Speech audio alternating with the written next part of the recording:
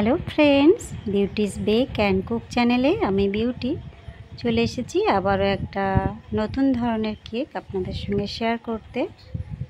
কেকটা আমার চকলেট ফ্লেভারের। হয়তো আপনারা দেখে মনে করতে পারেন রোজ রোজ চকলেট ফ্লেভারই বলে। অ্যাকচুয়ালি কিন্তু আমি যে এলাকায় থাকি সেখানে চকলেটটাই বেশি চলে, সেই কারণে আমাকে ডেলি একই কথা বলতে হচ্ছে, চকলেট ফ্লেভার। যাই হোক, এখানে আমি চকলেট ক্রিম দিয়ে আমি কেক স্পঞ্জটা ক্রাম কোট করে রেখেছিলাম। প্রথমে আধ ঘন্টা মতো ফ্রিজে রেখেছিলাম, তারপরে এটা ফাইনালাইজিং করছি। কেকটা আমি সাদাই রাখবো, তারপরে এর উপরে ডিজাইন করব।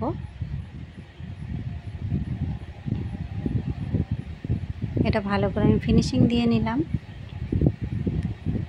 আর স্ক্র্যাপারগুলো যে ব্যবহার করি, এগুলো যদি না থাকে তাহলে মোটা কোনো কার্ডবোর্ড বা তাস, এটিএম কার্ড এগুলো ব্যবহার করতে পারেন।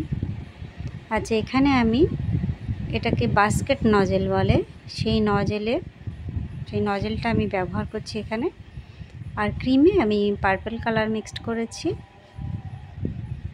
কয়েকটা লাইন আমি টেনে নিচ্ছি এভাবে।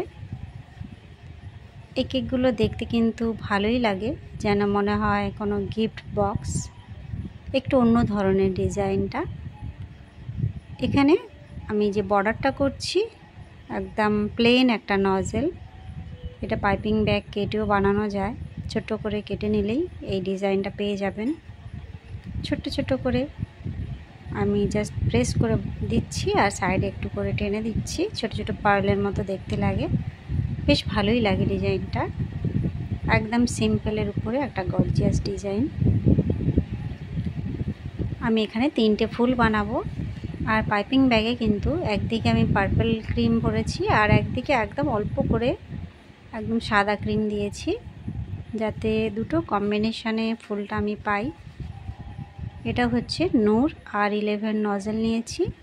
আমি বেশিরভাগ ফুল বানানোর ক্ষেত্রে এই নজেলটা ইউজ করি, কেননা এর ফুলগুলো আমার ভীষণ ভালো লাগে। আমার কাছে আরও রোজ নজেল আছে, তবে আমি বেশিরভাগ সময় এই নজেলটা দিয়েই কাজ করি।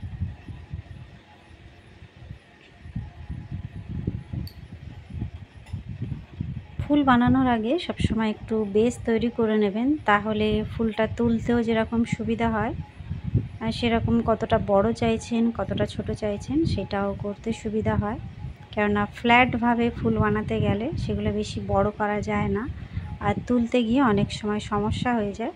সেক্ষেত্রে বলবো একটু করে বেস তৈরি করে নিয়ে তারপরে ফুলটা শুরু করবেন, তবেই দেখতে ভালো লাগবে।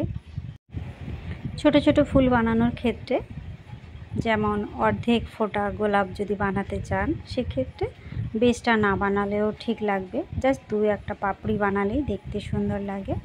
কিন্তু যখন পুরোপুরি গোলাপটা আমরা বানাচ্ছি, সে সময় একটু বেস তৈরি করে নিয়ে করলে আমার মতে ওটাই ভালো লাগে আর কি। যাই হোক, আমি এগুলো আমার যা অভিজ্ঞতা আমি পেয়েছি বা পাচ্ছি সেগুলোই জাস্ট শেয়ার করি। এবারে আপনারা হয়তো আমার থেকে অনেক জানতে পারেন, সেক্ষেত্রে আমার কিছু বলার নেই। আমার যেটুকুনি আপনাদের সঙ্গে শেয়ার করার, আমি সেটুকুনি জাস্ট শেয়ার করি। আচ্ছা, কেকটা আমি এখানে কমপ্লিট করে ফেলেছি বন্ধুরা। কেমন লাগলো? ভালো লাগলে অবশ্যই একটা লাইক করবেন, চ্যানেলটা সাবস্ক্রাইব করে রাখবেন। আমার চ্যানেলে বিভিন্ন ধরনের ডিজাইন আছে, সেগুলো দেখতে পারেন। দেখা হবে নেক্সট নতুন কোনো ভিডিও নিয়ে।